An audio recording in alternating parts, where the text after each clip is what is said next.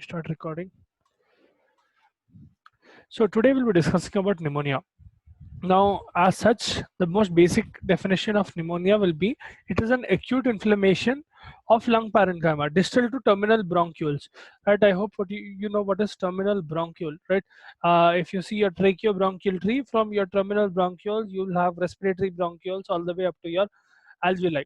That along with your alveolus are the what do you call hierarchy of your acinus basically.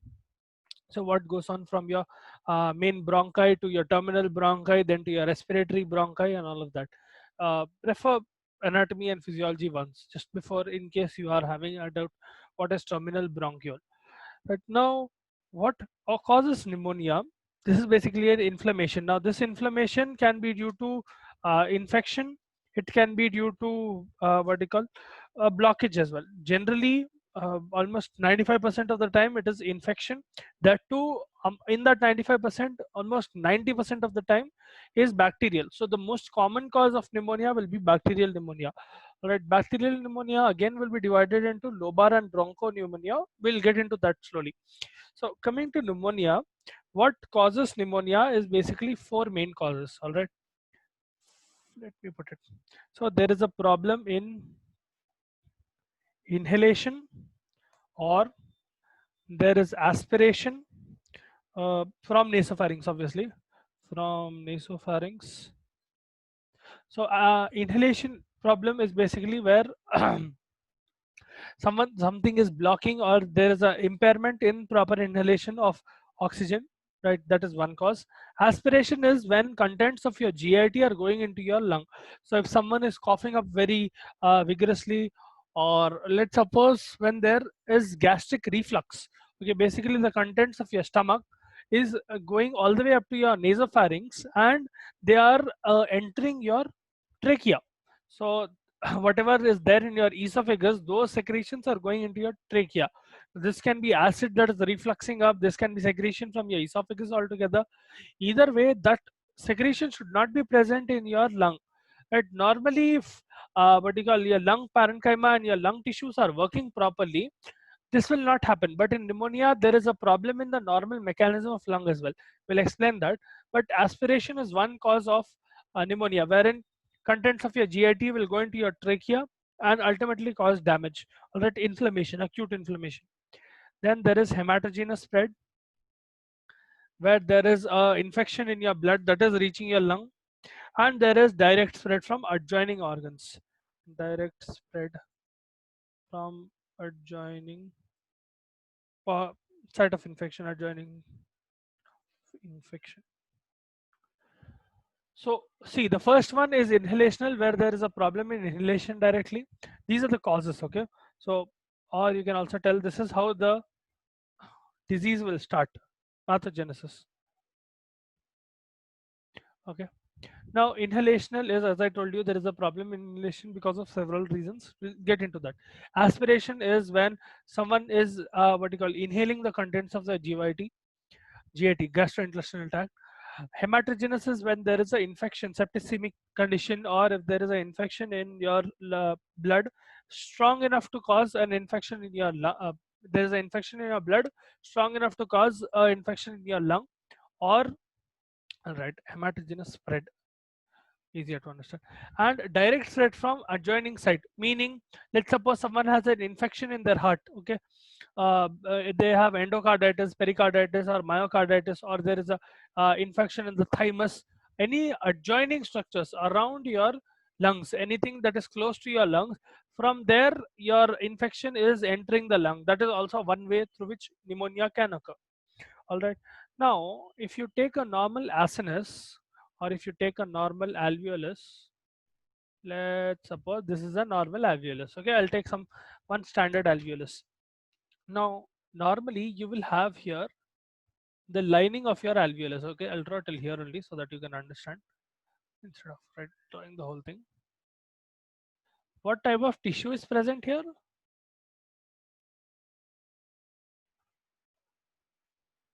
I hope you guys remember or guess what type of tissue will be present here.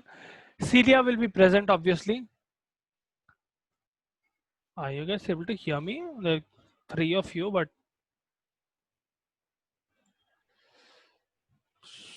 Are you guys able to hear me? Hello? I'm not getting any response. So, Yes, sir. Yes, sir. अच्छा इधर क्या type of sales रहते हैं?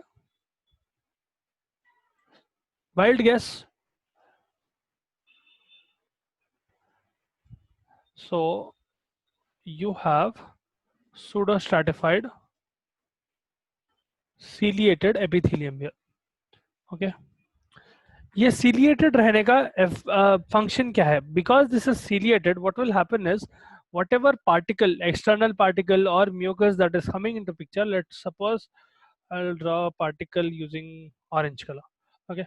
Let's suppose a small particle like this enters your lung uh, or enters your what do you call alveolus specifically. What will happen is these particles will get trapped by your mucus and your cilia will literally flap around. So your cilia will basically go like this, right? It will keep flapping around so that it will try to push the mucus out along with these external particles. So it is acting as a protective mechanism for your acinus or for your alveolar sac or your alveolus, right?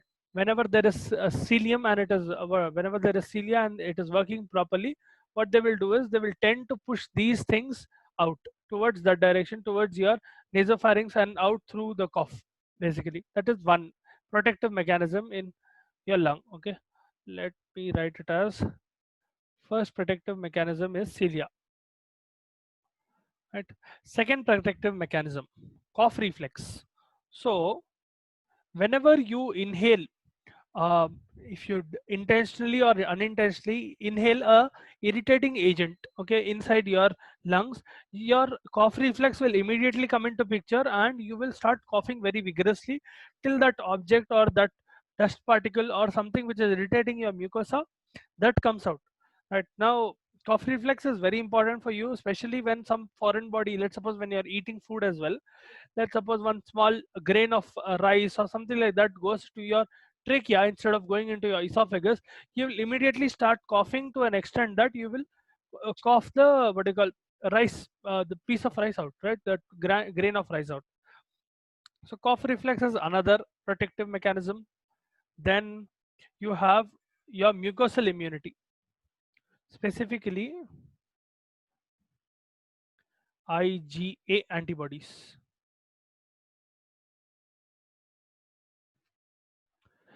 Okay, in your mucus, now you know that in your lung there will be a little bit amount of mucus present because you need to keep your lung moist, right? During that period of time a little bit of mucosal lining will be present around your lungs.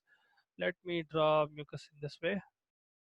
A little bit, not too much, but still a little bit of mucus will be present so that it can keep the area generally moist, so that gas exchange can occur easily.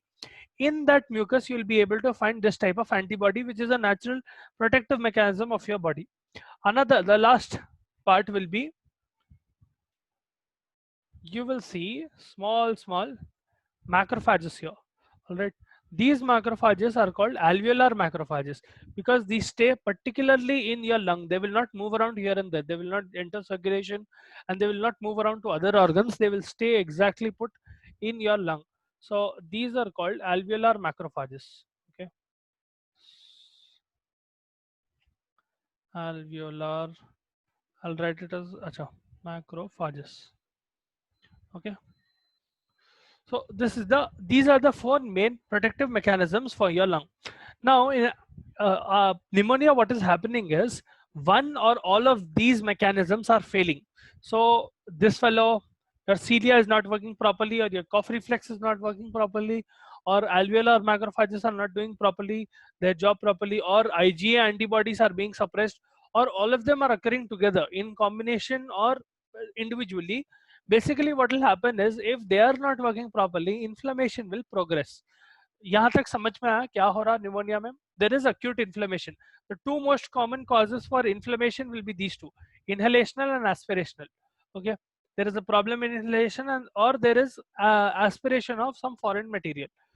All right, I hope you guys are understanding till here what is happening in pneumonia. There is inflammation being triggered because these four are not working properly: this cilia, cough reflex, alveolar macrophage, or IgA antibodies. If these are working properly, you will not have pneumonia.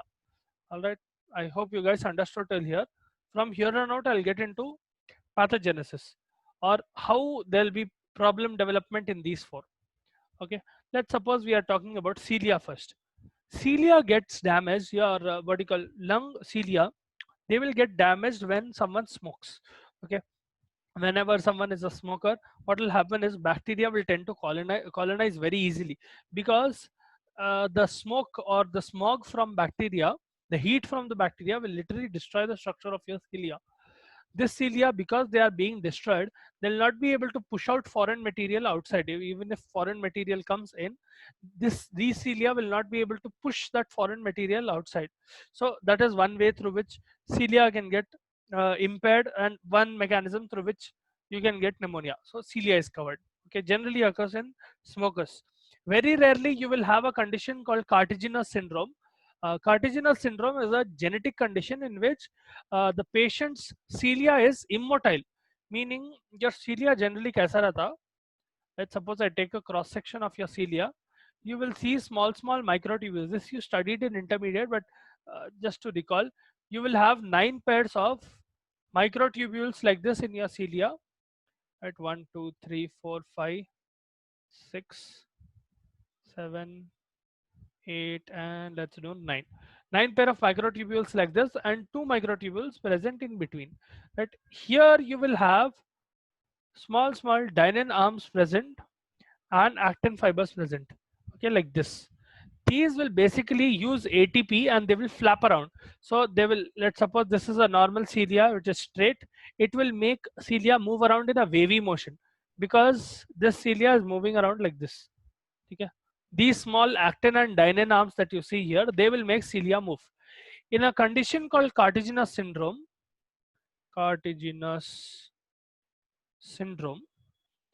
this will also affect people with bronchiectasis. So these patients can also have bronchiectasis. Cartigenous syndrome will basically it will basically refer to a condition in which you have immotile cilia. So cilia are not working properly, which can be of significance here in our what you call pneumonia, because if cilia are not moving properly, what can happen is infection and inflammation can occur if a external irritant or bacteria or something like that enters your lung. All right. Sometimes what happens is the bacteria is so potent that it will bypass all of these protective mechanisms and cause inflammation as well. It will cause damage to these cells. Okay, these cells will go all around like this. So it will cause damage to all these cells. Right. Sometimes that will also occur. Second way through which cough reflex, so how cough reflex is affected. Okay, I hope you understood how cilia is being affected. One is cartigenous syndrome, the other is smoking. So smokers will have impaired cilia function. All right. Now second mechanism.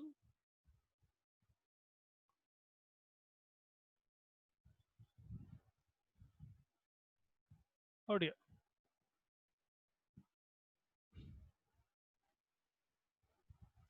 Right. Second mechanism, how cough reflex gets affected. Now let's suppose, see what happens in normally cough reflexes. Let's suppose there is a irritant that is coming into your lung.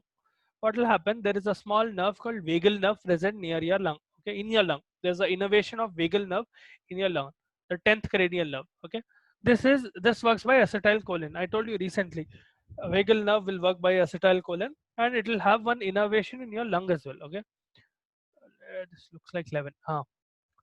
Let's suppose I do that nerve in blue. Okay, let's suppose this is the innervation of that nerve, and this is your 10th cranial nerve or your vagal nerve. ठीक है, ये क्या करती, whenever there is an irritant that is coming inside your lung, immediately this fellow will get stimulated, specifically through irritant receptors. Now let's suppose we have an irritant receptor here. Okay, let's suppose on the surface of the cell, this is an irritant receptor. Okay, the green dot that you can see, the blob like structure, I'm just drawing it larger so that you can understand. Okay, let's suppose there is a receptor like this, and wherever it encounters a irritant, this fellow will in turn stimulate your vagal nerve. Vagal nerve in turn, what it will do is it will send this stimulus to your medulla. Okay, now if you remember, your cough center is present in your medulla, right? I hope you remember what is your medulla. Medulla is a part of your brainstem. Okay, here in the medulla, what will happen is, as soon as this reception of this information is being received from your vagal nerve and sent to your medulla, As soon as this information gets to your medulla, it will cause what they call cough reflex. It will induce cough reflex through intercostal and phrenic nerve. Okay, we'll not get into details of that. So basically, it will cause cough reflex. So once again, it will go all the way here. Medulla is causing cough reflex whenever there is irritation. This is normal process. Okay, now whenever you eat something and a particle of food, or let's suppose a spice particle, something goes into your lung. As soon as it goes, cough will get what you call precipitated. Someone will cough. That is due to cough reflex, which is happening like this. There is irritation in this receptor, which will go and stimulate your vagal nerve, which will in turn go and stimulate your medulla, in turn causing cough reflex. This is normal process. Now let's suppose there is a patient who is on cough suppressants. Okay, let's suppose someone is already on cough suppressants because of whatever reason, they are taking a cough suppressant, or they are on opioid drugs. Opioid drugs or opioid analgesics are basically your morphine, your codeine, and pethidine, hydrocodone, all of that.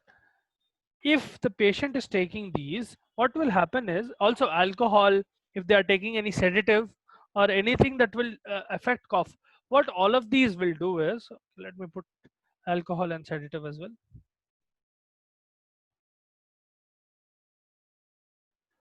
All of these four in turn, what they do is they will affect your medulla. Okay, let me do it in a different color. They will negatively affect medulla in the sense that they will suppress the function of medulla. So medulla will not work properly. Okay, if it is a cough suppressant, if it is an opioid analgesic, or if it is alcohol or sedative, the patient is already on that.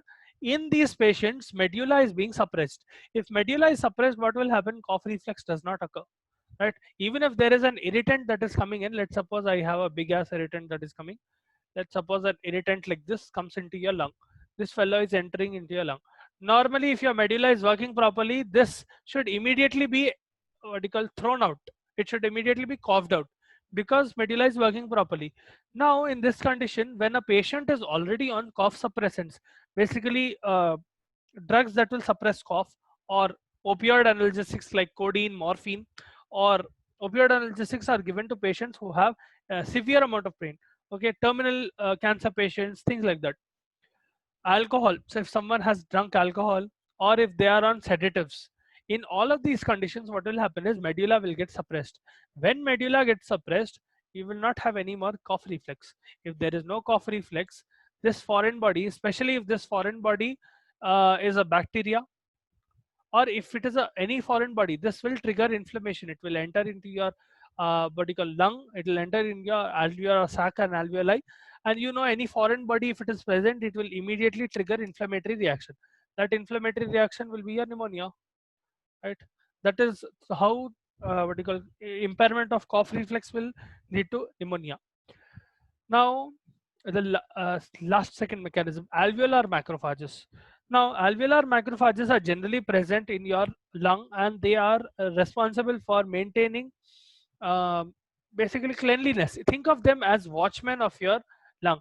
If there is any unnecessary particle coming inside your lung, they will immediately engulf the particle and they will phagocytose the particle. So basically what will happen is, after phagocytosis, that external particle will be thrown out, or it will get disintegrated.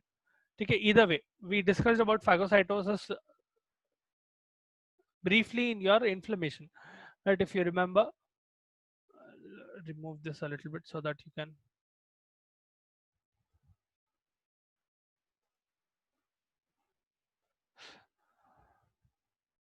right? Now, हाँ, alveolar macrophages क्या कर रहे हैं? आपके alveolar macrophage, whenever it is present and an external body, any foreign body or a bacteria or a virus or a fungi that comes into picture, your alveolar macrophage will immediately engulf that uh, body. Let's suppose this is your macrophage. Okay, please excuse the diagrams. Let's suppose that foreign body looks like this. Okay, what will happen is this fella will engulf this. So basically what will happen, your macrophage will look like this at this point when it is engulfing. So it will put arms around that object like this, and in turn what will end up happening is you will end up with a vacuole, a small endosome with that particle inside. Okay, so you will have that particle inside. This is basically phagocytosis. After this, you will have a lysosome that will have a lysosome inside your macrophage that comes and attaches with your endosome. This is the endosome with containing the foreign bacteria, foreign body. This lysosomal enzyme will act on the foreign body and destroy it. That is how phagocytosis works. Right? Whenever this is engulfing this foreign body, this fellow will also release cytokines. You know this. In inflammation, अपन पढ़े ये. Cytokines are released. Cytokines will cause more inflammatory cells to come to the same part and produce an inflammatory reaction basically. All right. Let me might as well write here. So your macrophages will also do one thing. It will release cytokines. Now this is how normally macrophages work. When someone is a smoker, or if they what you call drink excessive amount of alcohol, or if they have anemia, or they have pulmonary edema, in all of these four conditions, I'll repeat again, if someone is a smoker, if someone is a smoker, a chain smoker, or smokes excessively, or excess alcohol intake, or someone has anemia, sorry, anemia, or someone has pulmonary edema. Okay, because of some secondary condition, they are having pulmonary edema. In all of these conditions, what will happen is your alveolar macrophages will not work properly. Okay, their function is lost. So during this period of time, one important protective mechanism of your lung is lost. This can make your lung more susceptible to pneumonia. Okay, it can make your lung more susceptible to inflammation. Okay, I hope you understand these causes. Mucosal immunity, this is basically a condition in which your immune system is being suppressed. Because of whatever reason, your immune system is being suppressed, wherein IgA antibodies are not coming into picture. Because of that, there is a what you call trigger of inflammation. Basically inflammation is occurring because your immunity is not able to solve the tissue, because IgA antibodies are not present here.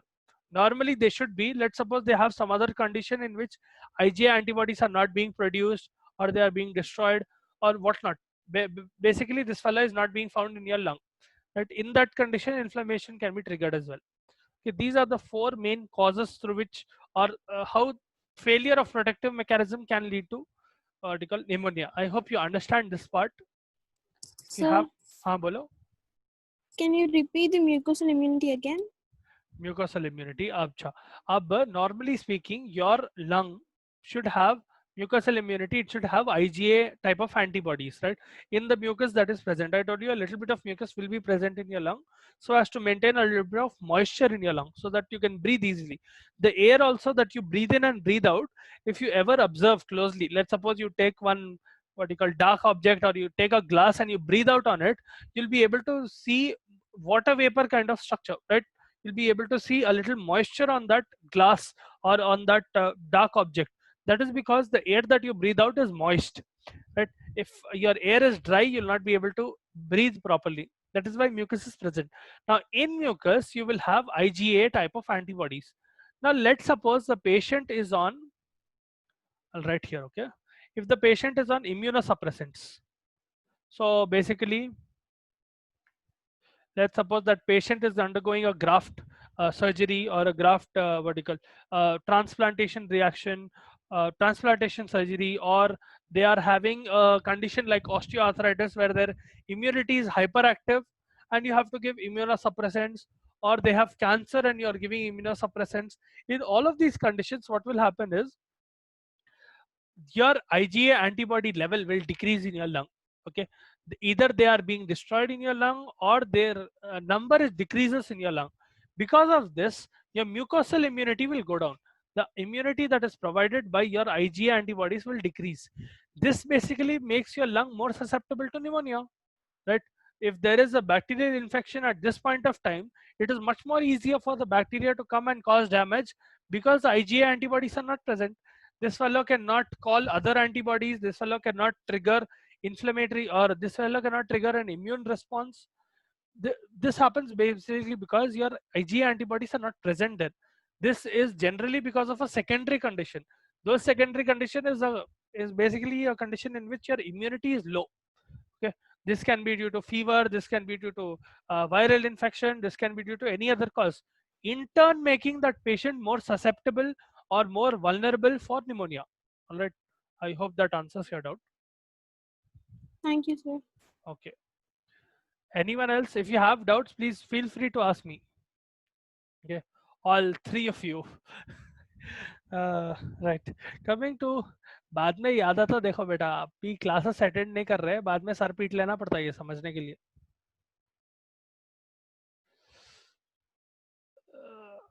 Right, coming to, right, now I'll start the pathogenesis. How much time do we have left? 12:30. Okay, we can still do a little bit. Now let's start pathogenesis.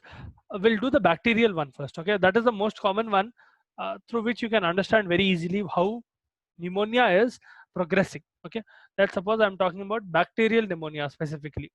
Right, what happens in this is, initially in your alveolus, let's suppose this is your alveolus, here is a bacteria that is coming inside your alveolus. Okay, and all the four protective mechanisms that I just told you are not working properly. Either one of them is not working or all of them are not working. Basically what is happening is, or another condition in which your bacteria is very potent and it is bypassing all your security. So basically imagine the security of your lung is carrying sticks and this fellow comes with a gun. Okay, so it is very very powerful in the sense that it is able to bypass all your immunity or your protective mechanisms. What will happen is, this bacteria, here, this bacteria will produce a few endotoxins. Okay, it will produce toxins of its own. These red dots are toxins. Let me put it like this. So this is an endotoxin. Endotoxin. Okay, so endotoxins are produced here, and what these endotoxins will do is, they will create damage to your alveolar surface.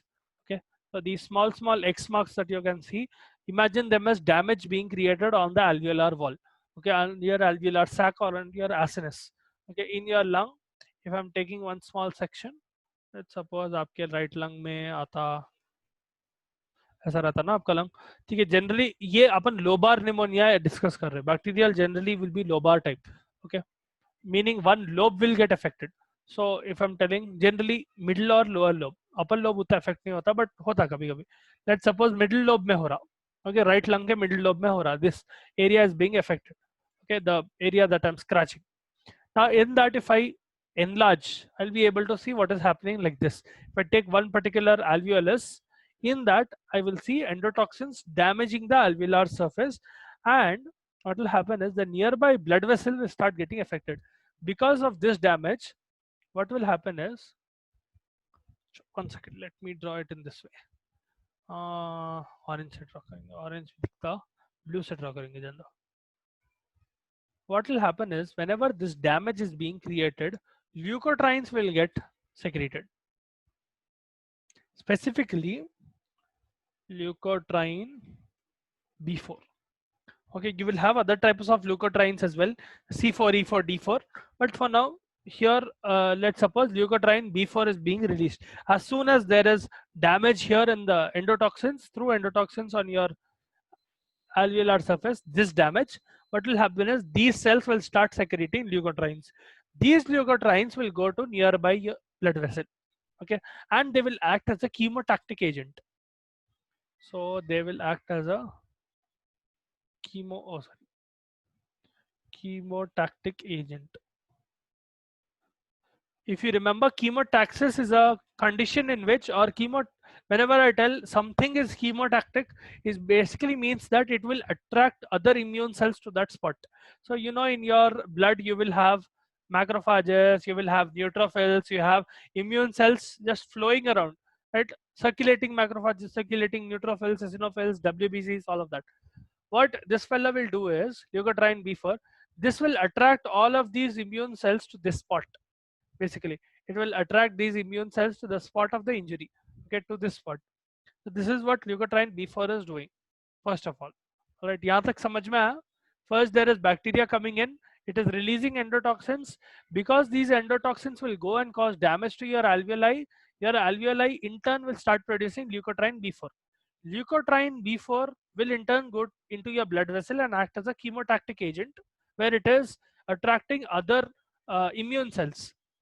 In this process, what will happen, these immune cells will start invading the area wherever inflammation is occurring or wherever damage is occurring here, all right, to the part where there is red axis, all right.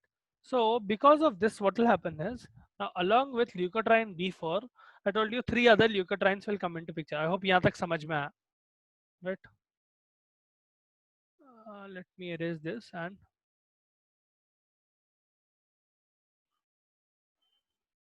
now in that same area, you will also have leukotriene C4, D4 and E4. So it is leukotriene C4, leukotriene D4 and leukotriene E4. There are several types of leukotrienes, okay. What will happen is, इनको इधर कर देंगे. These fellows, these 3 will particularly cause 3 specific reactions in turn. यहाँ पर endotoxin अंदर आया, alveolar vertical surface cells को, alveolar cells को damage करा, which in turn caused production of leukotriene B4. Leukotriene B4 went to your blood, caused what you call chemotaxis, and it called immune cells. Okay, immune cells start invading. Immune cell invasion to the damaged area. Okay, for now put this aside. Ye ho raha. Okay, if you remember, inflammation is a cascade reaction where several things will happen at the same time. All right, here something similar is happening. Okay, first thing, leukotriene B4 is released. यहाँ पर ये हो रहा. Along with leukotriene B4, C4, D4, E4 are also released. What these 3 in turn will do is, okay, I'm hoping that you are understanding it till this point. If you're not understanding, please feel free to stop me. I'll repeat again. Okay, these leukotrienes C4, D4, E4, they in turn will cause 3 specific reactions. Okay, let me do these reactions like this. Okay, the first reaction they will cause is they will activate mast cells. Now nearby your what you call alveolus, there will be, or your alveoli, there will be mast cells. Okay, I hope you know what is mast cell. Now mast cell kya hota, whenever these leukotrienes are activating your mast cell, this fellow will start releasing histamines. Okay, whenever they stimulate your mast cell in turn will produce histamines.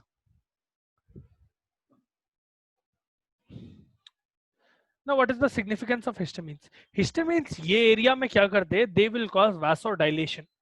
Now you might be getting a doubt. See, well, histamines might cause vasodilation.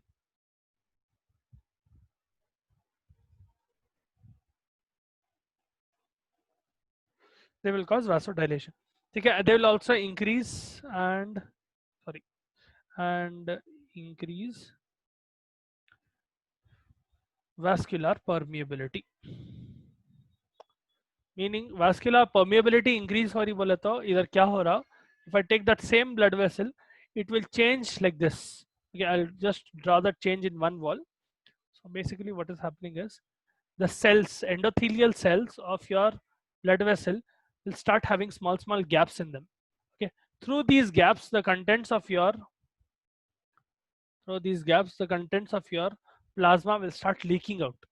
Okay, this will in turn cause what you call inflammation, and whenever there is vasodilation, what will happen is more amounts of WBC and what you call immune cells, they are able to move out. So basically whenever there is, if you remember inflammation, the same thing will happen here.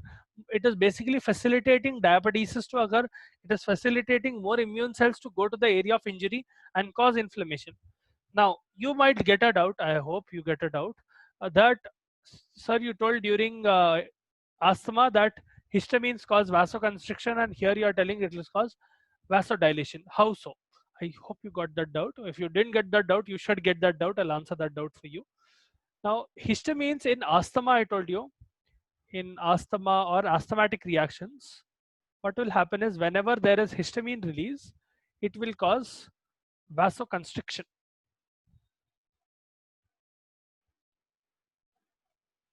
right?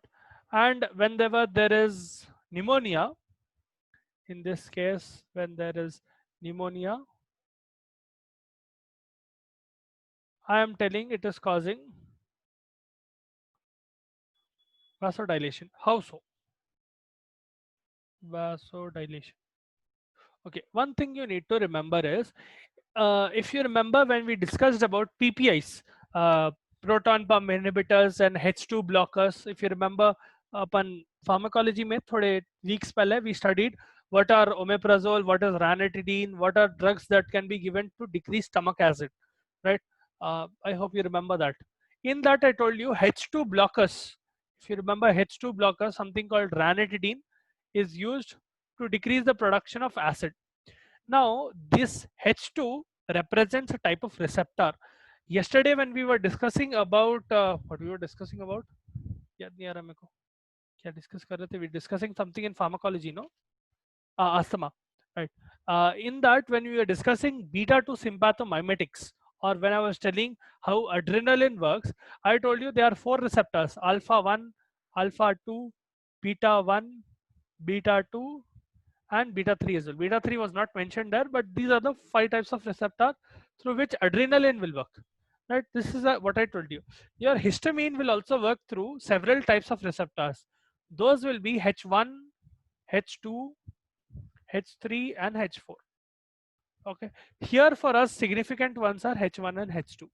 Now, depending on what is getting stimulated, you will either get vasoconstriction or vasodilation. Okay, whenever there is H2 stimulation, when histamine 2 type of receptor is getting stimulated, it will cause vasodilation. In pneumonia, this type of receptor gets what do you call stimulated. Whenever H1 receptor is getting stimulated, it will cause vasoconstriction. So here it is H1, here it is H2. Right? I hope you understand the difference. I'll repeat once again. Your histamine is a neurotransmitter. This fellow can act through several mechanisms or through several receptors. The main receptors through which it will act will be your histamine receptors, wherein it is classified as H1, H2, H3, and H4. Right? Now, your H1 receptor, right? This fellow is a cholinergic.